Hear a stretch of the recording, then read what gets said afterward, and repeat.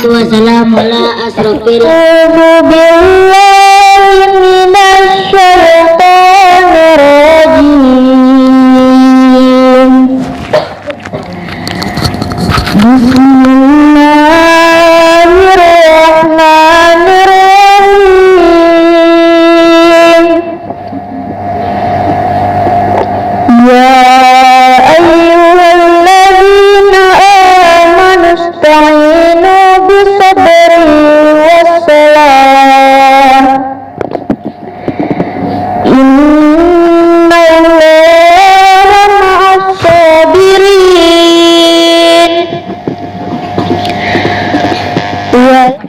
Assalamualaikum warahmatullahi wabarakatuh. Waalaikumsalam warahmatullahi wabarakatuh. Alhamdulillahilladzi anzala ala abdihil kitab wa lam yaj'al lahu iwaja. Alladzina idza asabatuhum musibah qalu inna lillahi wa inna ilaihi raji'un. Sadaqallahul azim. Bapak-bapak, ibu-ibu rahimakumullah. Pertama kali kita yang masih tersisa umur hidup mengucapkan kok boleh bapak kandak padi pecah balah dalam perahu, kok boleh bapak mati kandak Allah Ta'ala balaku membang jatuh kelapa jatuh. Inna lillahi wa inna ilaihi raji'un. Kita adalah milik Allah dan akan kembali kepada Allah dan akan merantau ke rantauan terakhir, yaitu namanya Desa Percacingan, Kabupaten Lelahat, Kecamatan Tanah Datar, Ibu Kota Balikpapan alias Pintu Kubur. Alun sampai ke Kampung Kelai. Alun sebelum sampai mari awak gunakan nikmat Tuhan sebelum dicabutnya. Atas karunia Allah pertemukan sampai saat ini, Allah titipkan nafas sebelum tiba masanya. Kita ucapkan alhamdulillah. Salawat beserta salam Allahumma sholli ala sayyidina Muhammad wa ala ali sayyidina Muhammad sallallahu alaihi wasallam. Yang kita hormati yaitu tuan rumah yang sedang berduka, terima kasih telah menerima kami. Kemudian kita doakan kepada Allah semoga almarhumah diberikan tempat layak di sisi Allah, telapi dan sekalian sisa kubur hambanya. Yang kita hormati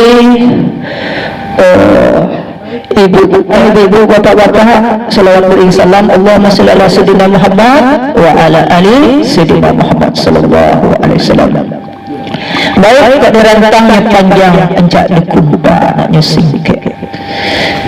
Firman Allah menyatakan bagi kita, karena kita akan kembali ke haribaannya.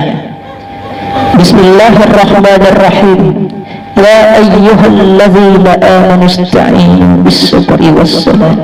Hai orang-orang yang beriman, mintalah pertolongan dengan sabar dan salat. Innallaha ma'as sabirin. Sesungguhnya Allah beserta orang yang sabar. Orang yang sabar itu akan diuji oleh Allah. Semakin tinggi ujian, semakin tinggi berarti semakin tinggi keimanan seseorang. Ibaratnya kalau tidak dikatakan orang pintar kalau belum mendapat ujian dari Allah, maka kata Allah, wala nabluwannakum bisyai'in minal khawf wal ju'i wa naqsin minal amwali wal anfusi wath thamarat wa basyirish sabirin alladzina idza asabatuhum musibah qalu inna lillahi wa inna ilaihi raji'un. Sadaqallahu azim. Itu dari surat Al-Baqarah dari ayat 153 kita lihat itu. Kata Allah, wala nabluwannakum bisyai'in, dan sungguh kamu akan diuji dengan segala sesuatu. Dengan apa? Wa naqsim minal amwal, kekurangan dari harta. Itulah kantong keriang. Nah, kantong keriang itu bisa ambil orang bunuh diri, bisa cakap laki jam ini, ya dan tak? Ada duit abang disayang, tak ada duit abang tidak tendang, tanpa perlu tariak, pancar, tabang, malawang pakai sapu, pakai pungkang. Mudah-mudahan ini sih nak doh. Paling mana cik-cik. Saya kurang-kurang panjang-panjang muncang seketik, kalau udah nak reti kan. Taman no gua. Ibu-ibu bapak-bapak rahimakumullah. Jadi di samping kurangnya harta, Allah uji itu tanda hidup di dunia supaya taat kepada Allah.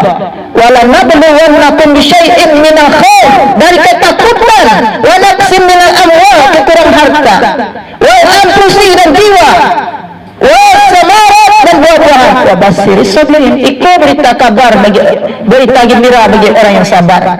Nah, jadi lagi Allah disuruh di Tuhan persiapkan mental.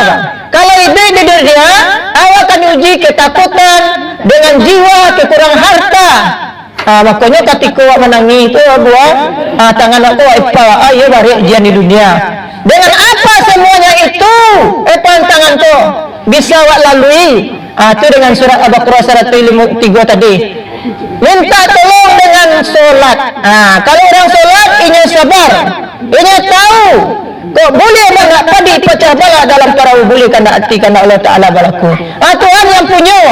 Tuhan punya nama dia. Tak biar. Ibu-ibu, bapak-bapak rahimakumullah.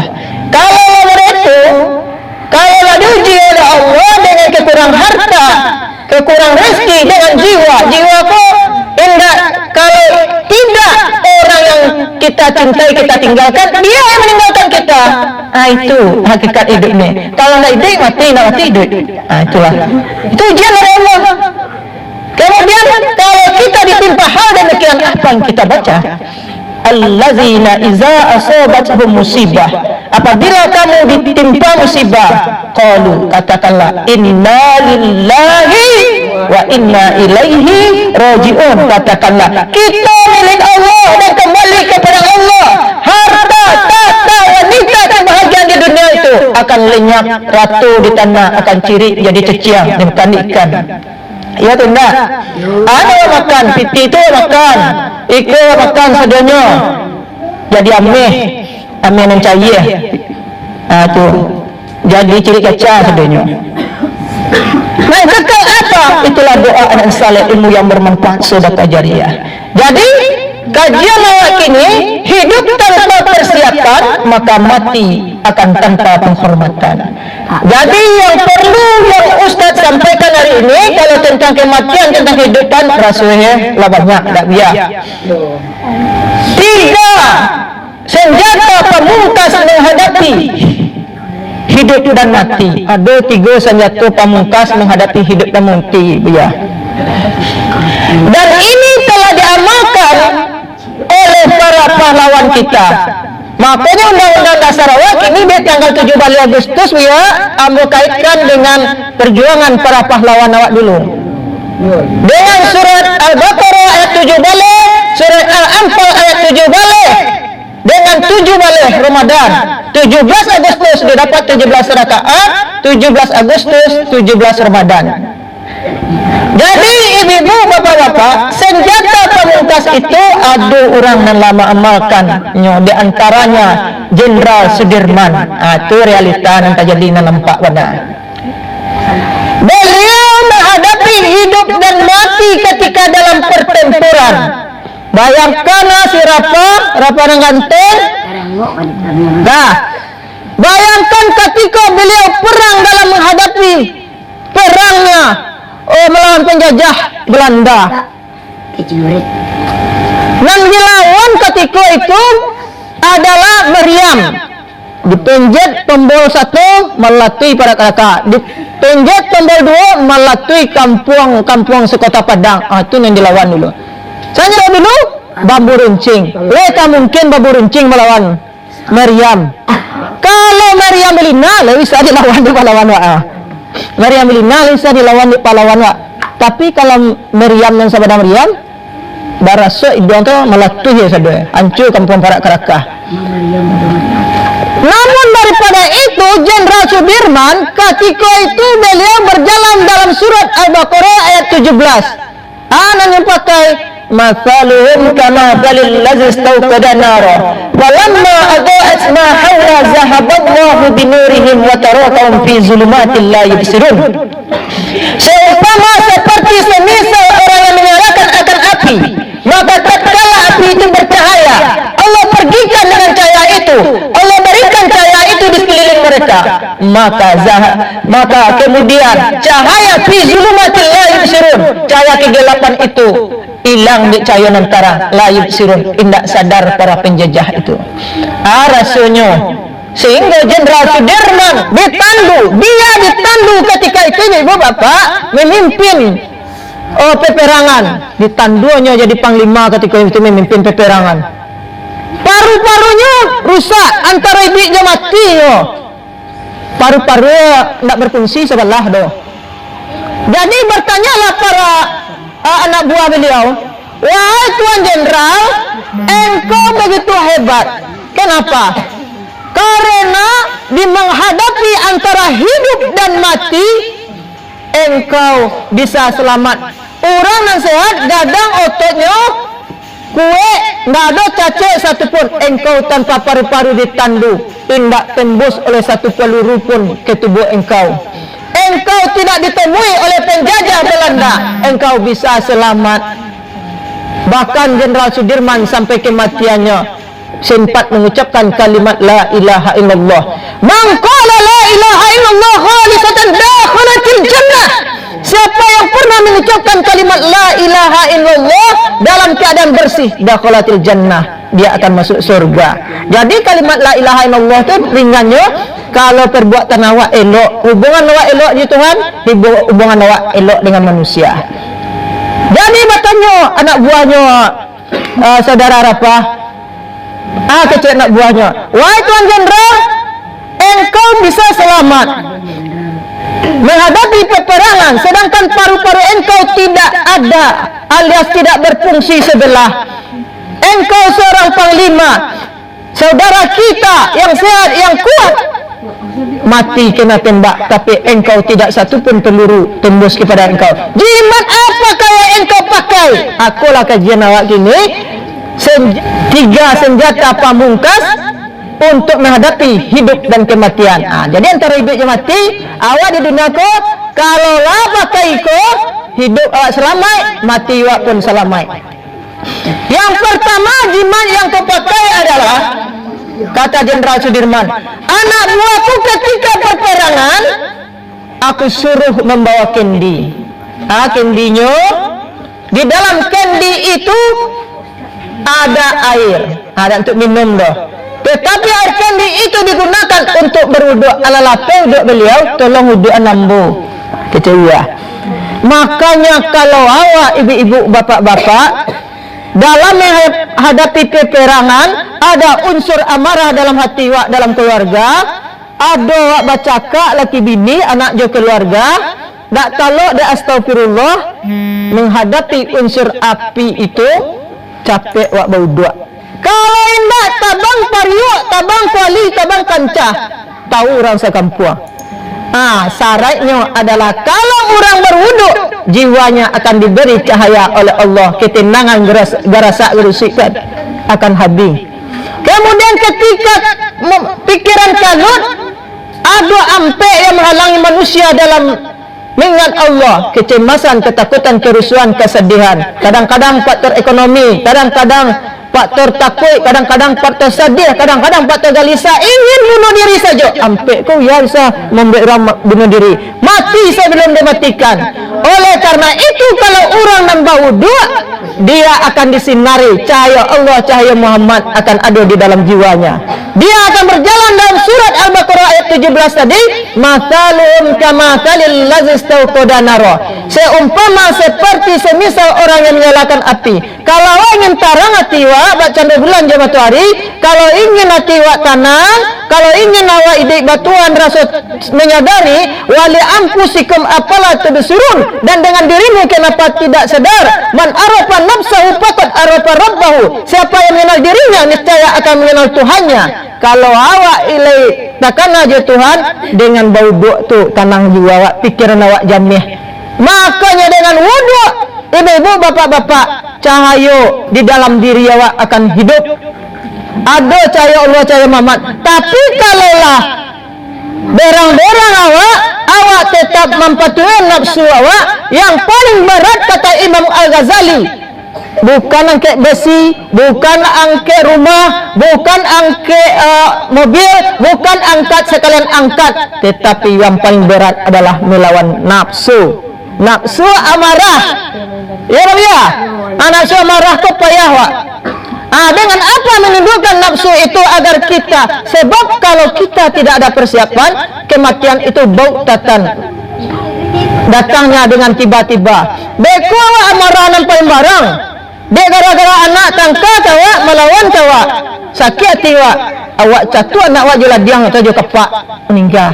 Ya kan? Bisa jadi. Tetapi kalau ketika marah nak tahan rasanya, larikan ke bauduk, unsur amarah akan hilang. Beko yang ditakutkan adalah ketika marah tu awak kajang-kajang, lidah terjulang, mata terbelalang, ciri tak kakang, awak jangan-jang, merasa ikut, rasa kepadu, lah mati dalam tidak mengucapkan kalimat la ilaha illallah. Ikut ditakutkan. Jadi kalau mati dalam wudhu baru ya, mati dalam selimut kalimat cahaya nur Allah dan nur Muhammad. Malaikat mendaki. Makanya Nabi Muhammad sallallahu alaihi wasallam, Nabi Muhammad sallallahu alaihi wasallam ketika lalanya berwudu, wa qalbuhu lam yanam wal aidu kana ashar wa la yurzilluhu fi syamsi zulfatani. Nabi Muhammad itu kalau lalu apa? Ulang, kalau lalu butet, udah butet, anado. Kalau lalu, Nabi Muhammad itu wudu, nyamuk dah bisa inggo di badannya, karena dia dipagari oleh air wudu. Wakil bulan dia nampak air nukat, walaupun hatinya tidur, tetapi walaupun matanya terpejamkan, hatinya tidak pernah tidur. Badannya dipagari oleh air wudu. Itulah masalun kamasalil yazistaqada naro. Seumpama seperti orang yang menyalakan akan api tatkala bercahaya di sekelilingnya. Allah pergikan mereka dengan cahaya. Nyamuk pun malu hingga di diri Rasulullah. Kenapa? Kulitnya hamparan ke Baitullah, tulangnya tiang ke Baitullah, ureknya kawek ke Baitullah, dirinya taguk bak Baitullah. Kalau lawan itu berlaku ketika perperangan, yaitu Jenderal Sudirman itu maju di medan perperangan dengan tanpa paru-parunya sehat, paru-parunya tidak berfungsi, beliau memakai surat Al-Anfal ayat 17. Falam taqtuluhum walakinna Allah qatalahum wa ma ramaita iz ramaita walakinna Allah rama. Maka sekali bukan mereka yang membunuh, bukan mereka orang Belanda itu yang membunuh jenderal, tetapi Allah yang membunuh. Wa ma ramaita iz ramaita, maka tidaklah mereka yang akan melempar, tetapi Allah yang melempar. Surah Al-Anfal ayat 17 ya. Makanya beliau berjalan di medan peperangan.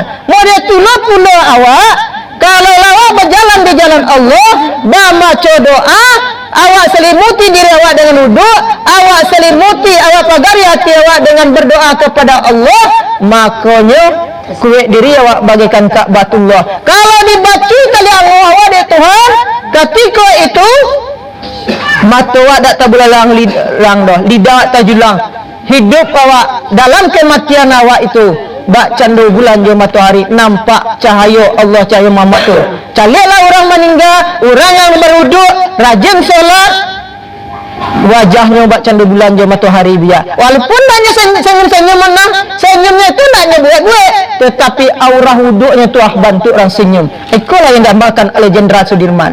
Jadi ibu bapak-bapak, usaha awak berwuduk acok, karena malaikat itu setiap saat, setiap detik inyo tak memandang waktu yang tua, yang muda, gerut, baik lungga, gigi tangga, tak memandang.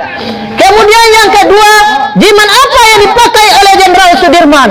Beliau menjawab, saya mengutamakan panggilan Allah daripada panggilan yang lain. Inyo sedang ditandung ya, karena waktu solat paru-parunya hilang, capek udah nambah.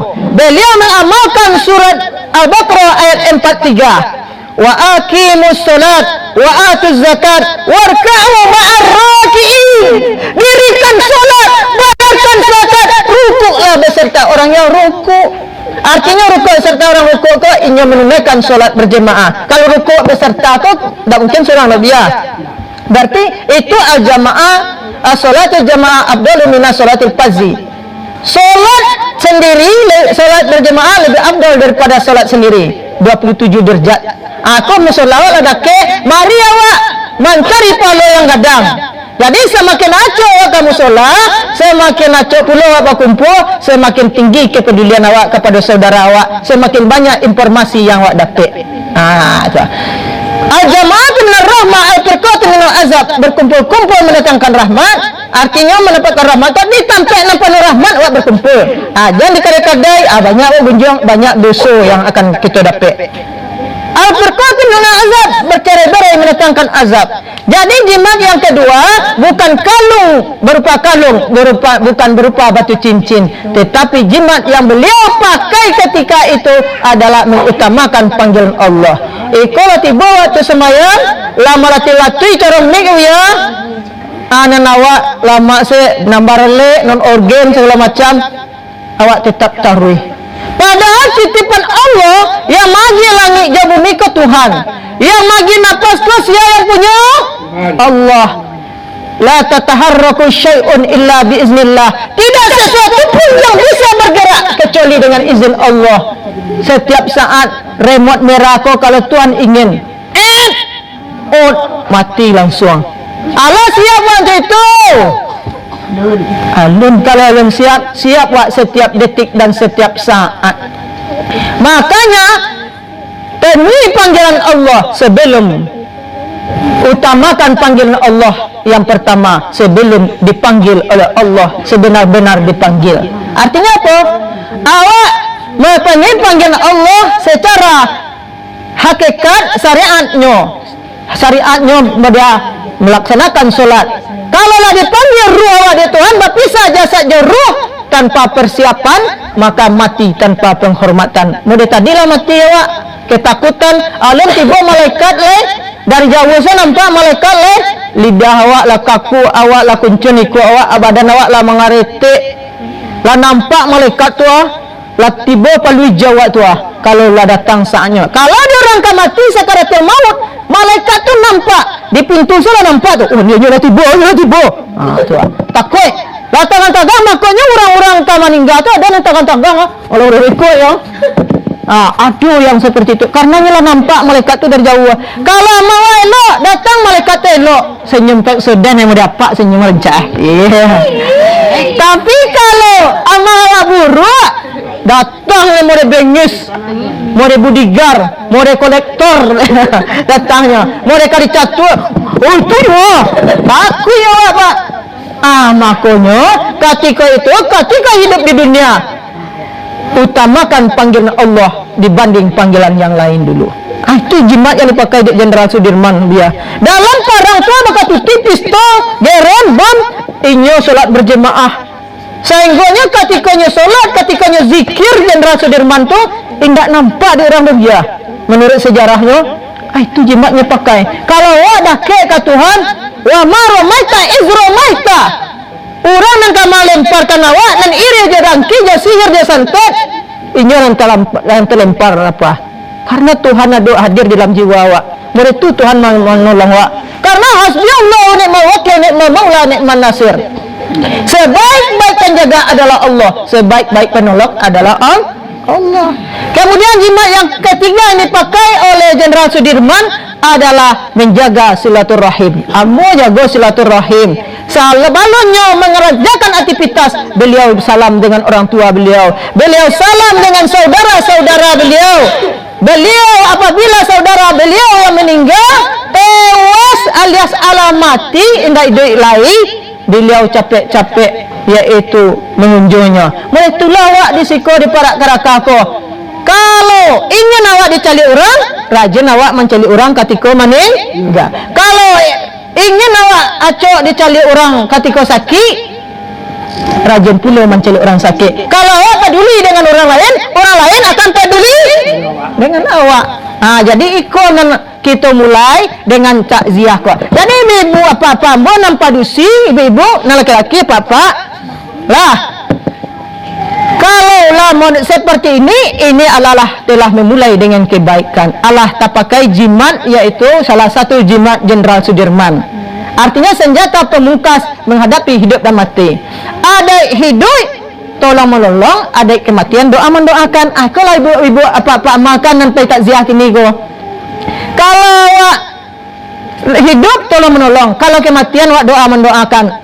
Kalau sering awak seperti ini, maka kita akan sering mengunjung dan kepedulian kepada orang lain. Hidup akan terasa indah.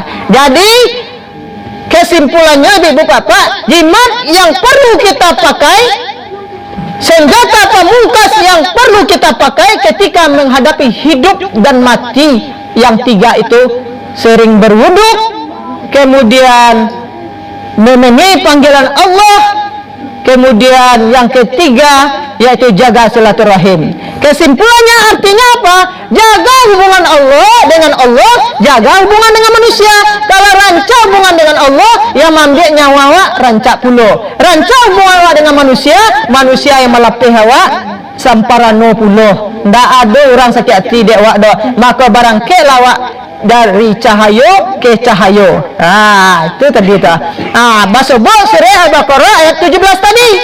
Karena 17 itu, Al-Baqarah 17 itu, mathalum kamathalil ladzis tauqada nara. Seumpama seperti orang yang menyalakan api. Kalau ingin baca ya tiwa latan hati nambarasih di dadoa, jangan ada irih dan dangki sombong dan takabur. Zahaballahu binurim, Allah pergikan awak dalam keadaan bercahaya. Kalau mati awak pun melengkek dulu dalam keadaan bercahaya. Cahaya Allah, cahaya Muhammad. Mudah-mudahan ibu-ibu, bapak-bapak di Siko yang tinggal bisa mengamalkan tiga senjata pamungkas itu. Awak barangkek suatu saat dalam keadaan husnul khatimah, mati dalam keadaan baik, hendak nyusuk nyo. Amin. Ikut saja kajian, mudah-mudahan bisa diresapi dan diamalkan. Terima kasih banyak. Alif janet tanda rafa, hazab jasukum tanda mati. Ridho jemaat amu pinta dengan assalamualaikum amu sudahi. Waduh. Alhamdulillah. Iya semuanya mana? Wabillahi taufiq wal hidayah. Wassalamualaikum warahmatullahi wabarakatuh. Waalaikumsalam warahmatullahi wabarakatuh. Ya. Ya. Ya. Tahu ya? Ustaz. Ya. La. Terima kasih jauh pada Bapak Mandra. Dengan berakhirnya ceramah tadi, maka berakhir pula acara kita pada malam hari ini. Saya sebagai protokol pada kata-kata saya yang salah mohon dimaafkan. Wabillahi taufiq wal hidayah. Wassalamualaikum warahmatullahi wabarakatuh.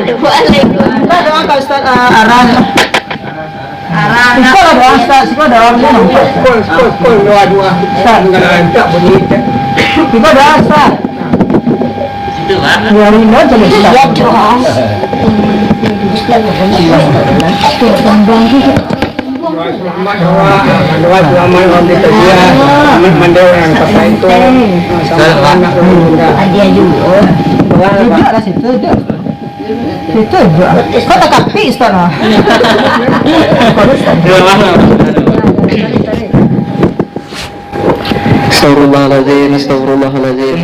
Alhamdulillahirabbil alamin.